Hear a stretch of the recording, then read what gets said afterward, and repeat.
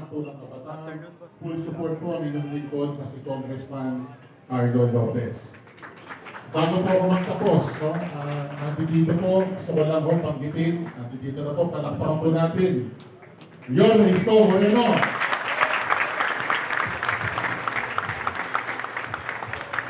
Nandito na po.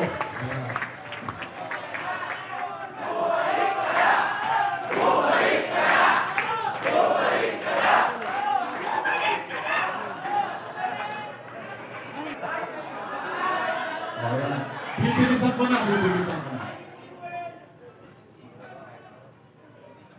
Ang estado po natin ngayon, alam na po natin. Ang magiging tadhana ng Maynila sa kasaysayan ng Maynila, itong taon na ito ang magbibigay ng lunas sa maraming problema ng Maynila. At dito na po siya at alam po natin babalik na siya.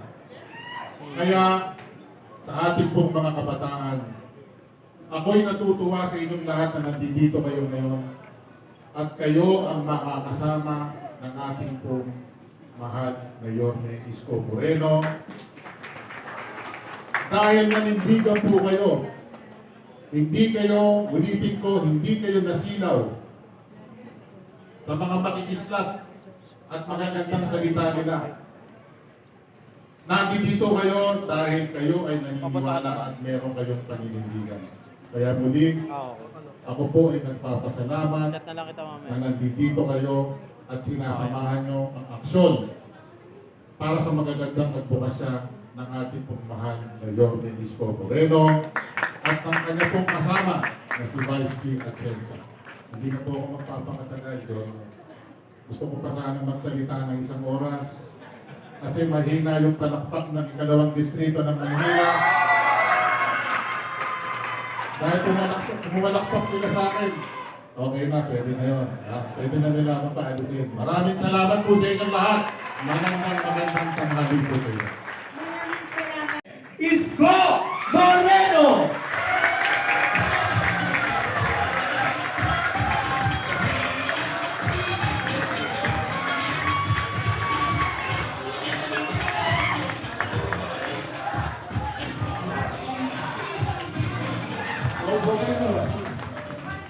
Maupo kayo. Hi! Hello! Kayo ba'y nakakain na lahat? Dari may asim dito May ginabot niyo ako ng 23 años ako. But anyway, I'm grateful. But anyway, good afternoon, ladies and gentlemen, the youth of Manila.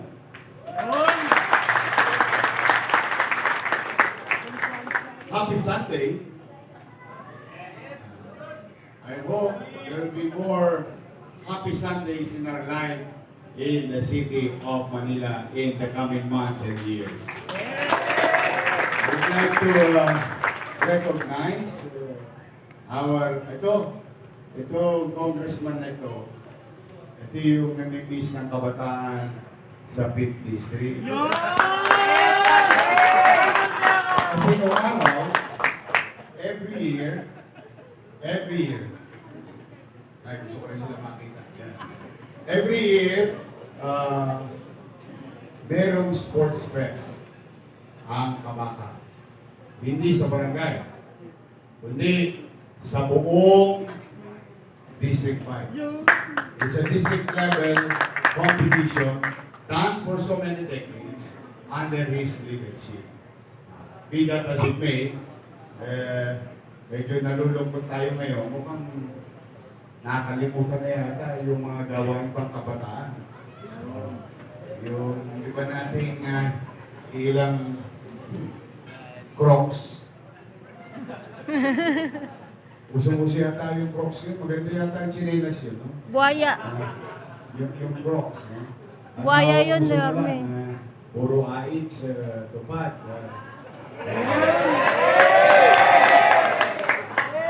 Nakakalimutan nila na yun ay additional program lamang ng ating pamahalaan. Ang tawag ko doon ay sa madaling salita, mas madaling maintindihan to eh. Whether tawagin mong akap yan, AX yan, o ano pa man. Ang tawag ko dyan, ipinagtatawid natin na tulong sa ating mga nahihirapang kababayan.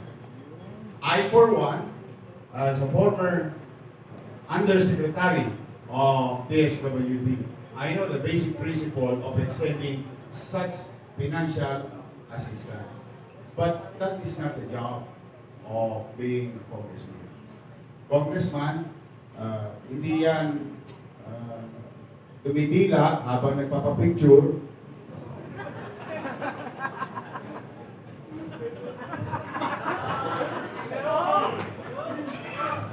Ayan. Anong tawag? Ano yung pagtapos ng ano yan? Pray over nila. First.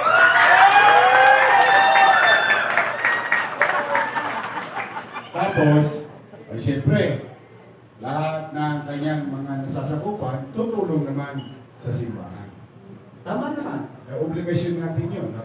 Basta kahit ano relihiyon, pangkalata, usually may obligasyon tayo sa ating simbahan. Pero siya kukolekta. Yung bishop na yun, meron yung payong. Sasalukin lahat. Pagbigay nga ng mga tulong ng mga nasasakupan, no? Iahagis niya yun sa taas. Ito para sa langit. Lahat ng bumagsak para sa akin. Kaya ang ganda ng mga... ha? Diyos ko. Saan pa nakakabili ng Crocs? So, titignan niyo yung mga binabanggit ko, unti-unting lumalayo, kayo mga kabataan kayo, you'll be, somewhere along the way, one of you here will be counselor. One of you here will be vice mayor. One of you here will be congressman. Or even mayor, for that matter. Huwag kayong lalayo sa tunay na layunin ng public office. Today, we are culminating our organization, holding, going to group, going to a journey wherein I think sa pagsali ninyo sa Aksyon Manila, through the leadership of Yan Yan, ang intention ninyo ay kayo'y makatulong sa pagtataguyod ng maayos at magandang kinabukasan ng ating pamayanan. Unless you have any other reason, huwag kayo mag-alala. Todits. It's always about coming together, forming a group, and delivering what we have promised, or fulfilling our aspirations, dreams, and visions, so that the next generation will see what we have done during our time, para meron naman silang magiging bagong daan na gabay na tatahakin ng mga salitahin natin. So, yung binabanggit ko kanina, unti-unti, yung ibang congressman, lumalayo na sa tawag ng tungkulin. Ang napapansin ko ngayon, para bang pasonsyo yung Congress, pagandahan, padiinan. Tama. Kaya yung isang kakilala ko, pinalibutan ng mga Crocs ang ipagpasonsyo din. So, the point is,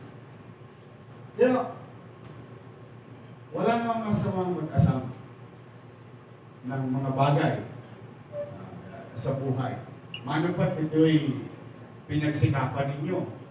Marami sa inyo dito, malamang estudyante pa. Nangangarap din kayo umangat sa buhay. But never ever forget never ever forget na ang pinaglilingkuran natin ay hindi kapwa politiko. Ang pinaglilingkuran natin ay ang mamamayang ating nasasakupan. Never ever forget that thought. Some of you here are officials of the respective youth community in the barangay. Alalahanin ninyo sa inyong mga sarili, sa inyong isipan, noong unang araw, the first day, that day, or what you call, nag-decision ka. Alalahanin ninyo sa inyong isipan, ano nga ba ang intention ko sa pagsaling? Bilang SK chairman, bilang SK kagawad, bilang leader ng organisasyon. Yun, remind yourself of such thought because yun ang naging anchor ninyo to pursue such field, to be of service to others. Yan ang huwag na huwag niyong lilimutin. Sa mundo ng public service or politics, you will face a lot of clouds in your eyes. A lot of clouds. Ayan ay talaga nakapagpapalago ng mata.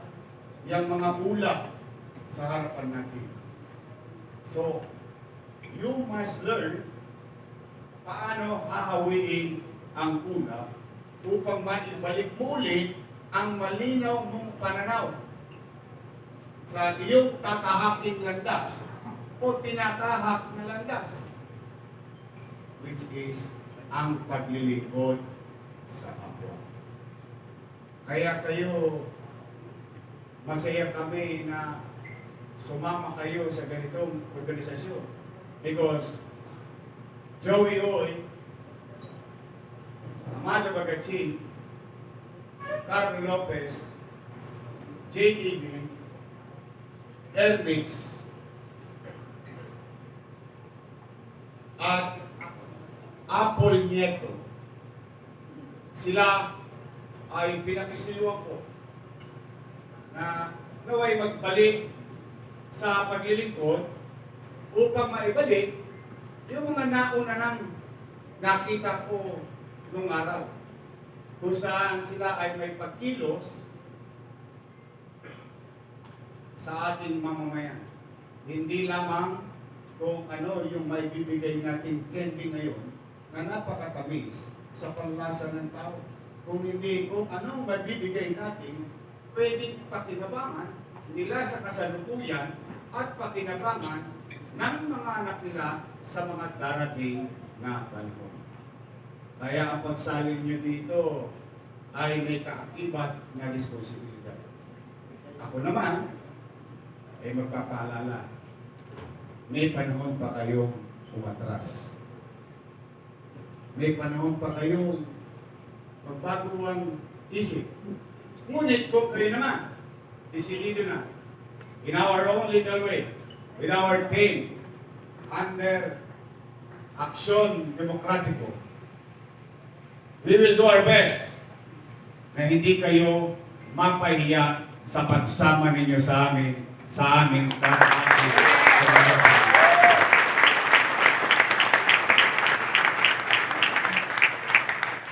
Like you, I started very young. I started at the age of 23. The youngest vice mayor ever elected in the city of Manila. The youngest mayor-elect in the city of Manila because it was then one of the great mayor of Manila. We call them, panahon nila Amado to, nung bata pa sila, si Yeba. Naalala niyo po ba si Yeba? Yeba. Gatpuno Antonio Villegas.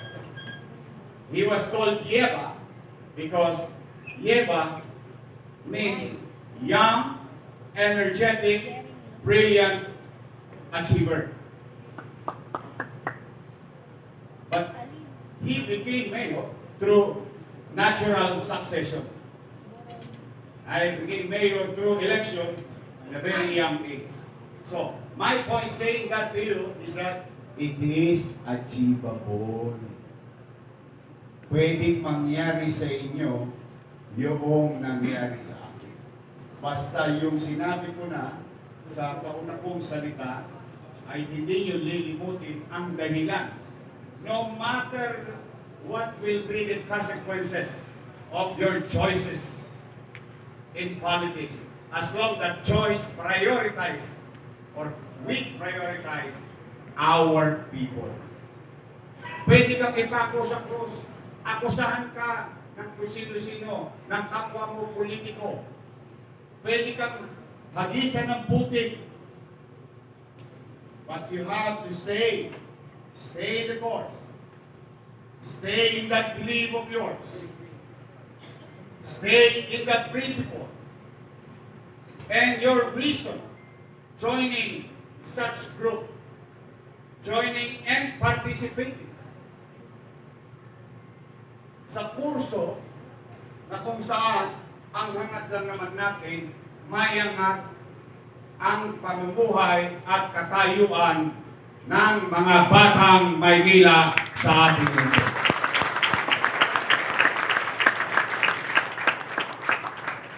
Today is the court establishing Action Youth of Manila. Today is history, and you are part of it. Today is the beginning of wherein ang lahat ng kabataan sa lungsod ng Maynila ay magsasama-sama at may hikayat ninyo dahil sa inyong kagalingan na tayo ay tumungo sa lungsod na kung saan darating na matino, matiwasay at panatag ang pamumuhay. Yun ang ating layunin. Palakasin ang kabataan. Palakasin at mag-participate. Huwag kayong mawawalan ng lakas ang loob pag kayo nakaririnig na bata-bata mo pa eh. Eh ako, pabalik na. Ikaw, papunta pa na. That's true. We, as young individuals, may seek the wisdom of our elders. We must ask, like, katulad ng sinabi ni Confucius, he who asks question is a fool for that moment, he who does not is a fool forever. Practicing such saying is that we will always respect our elders. We will always ask for their wisdom and what experience that they had in the past. But we as youth, gamitin natin ang lakas, init, yung pag-aapoy, pag-aalap ng inyong damdamin na ayusin ang ating pamayanan katulad ng pakikipaglaban para sa kabataan na ginawa ni Yan Yan Ibay.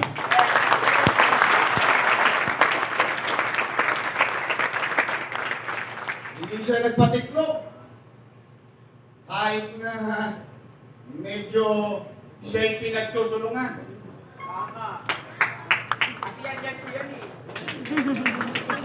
But for that, I'm very proud. I'm very proud. Hindi ako nagkamali kay Yan Yan. I'm very proud because some of you here, nakasama ko sa isang hotel. At sinasabi ko sa inyo, bigyan natin ng pagkakataon si Yan Yan mamuno sa SK Federation.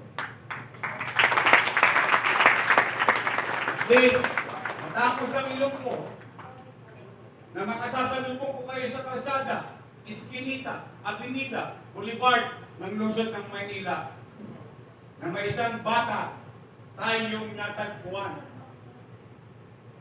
Diamante sa buhanginan. Yan, si Yan Yan. Dito.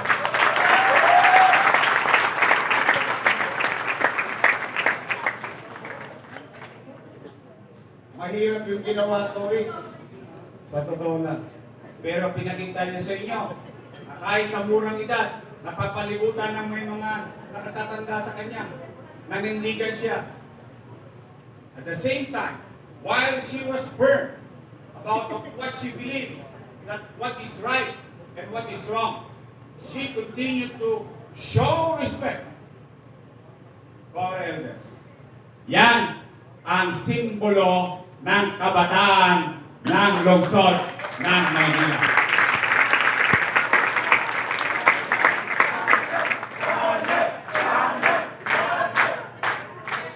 Magandang tularan, sana siyang yang mabasa sa ulan.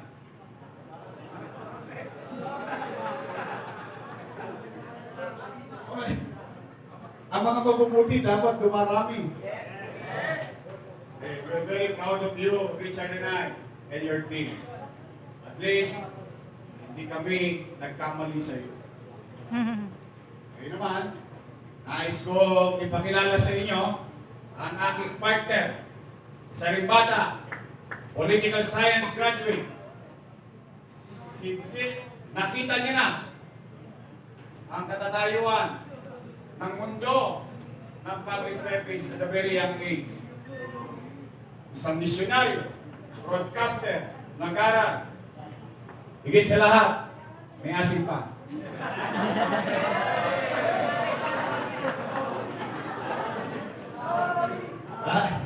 Katulad niyo siya. Mukha lang 19. Naintindihan niyo na yun. Pamilyado. At proud ako na ang partner ko ay babae sa lungsod ng Maynila. Palakpakan natin, Chichi Atienza.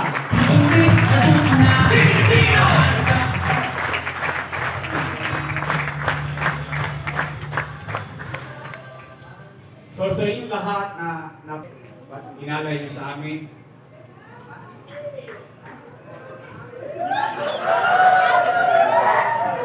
huwag kayong mag-alala naman. Gayawa ang Diyos. Si Daddy A, mga taga 5th District, si KTV, Joey Oy, ang papalit sa Hunyangong pastor.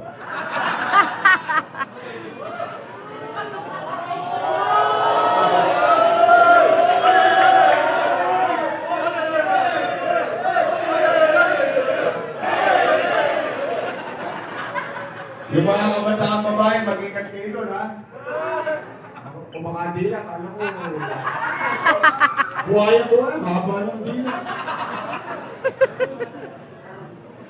Pero alam mo, sa Biblia, ewan ko, alam niyo ako, hindi ako religious. Isa lang ang alam ko. Ha? Si Papa Jesus, si Mama Mary. Isa lang alam ko, lagi may Diyos. Pero hindi ko alam ang mga nilalaman ng Biblia. At ang lagi kong kaya gawin ay magdasal. Diretso kasi sabi ng nanay ko, kahit anong oras daw, pwede mong makausap ang Diyos. Kaya huwag mong pagkakaita na sarili mong makausap ang Diyos. Pero yung isang politiko, gagamitin niya yung relihiyon para sa politika. Wow. O kaya sa lola ninyo. Hindi ako lang, ha? Ako yun naman yung akin. Yung ilalabas yun, kunwari, anghel. Ilalabas yun ng demonyo sa lupa. Tapos para bumuo ng mga nasasakupan niya, unti-unti. Yung pala ay masama ang intention. Sad to say, but anyway, that's for the people to judge. We are not about, I don't care. Hindi naman siya bumoto. Pero lang kasimple yun. Tama ka. Pero, mag-ingat kayo. Saka mana-mana pala yan, ano? Walang kaiyan kung tatlo-tatlo sila sa isang distrito.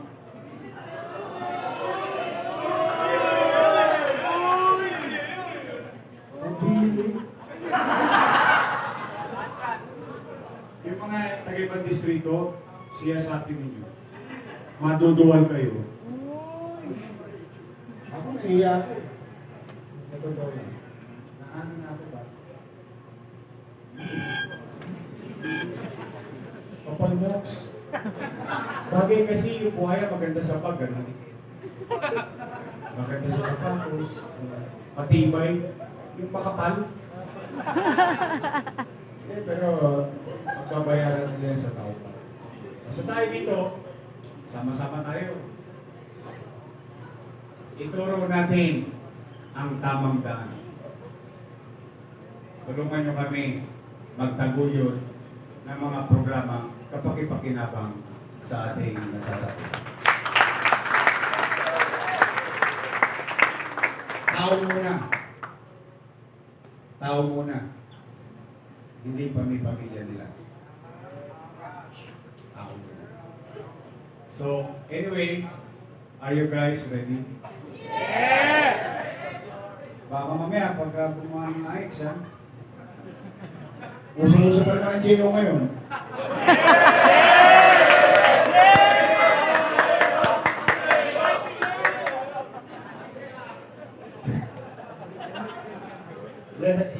Tayo-tayo lang naman to eh.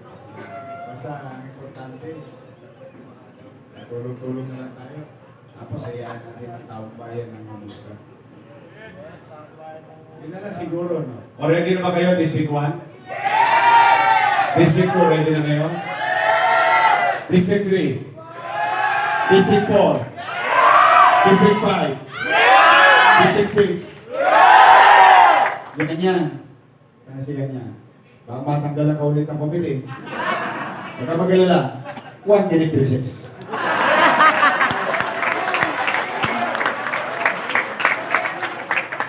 At least yung vice mayor ko, tingnan niya naman, sexy-sexy. Hindi mahilig sa recess yan eh. Ang favorite subject niya, mag-aral. Hindi mag-recess. Isang minutong pagpapahinga. Ipagpahinga na natin ang matagalan.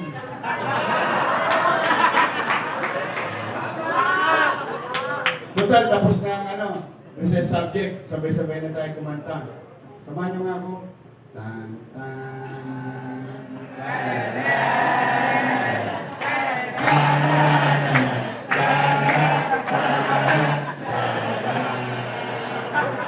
one more time with feelings.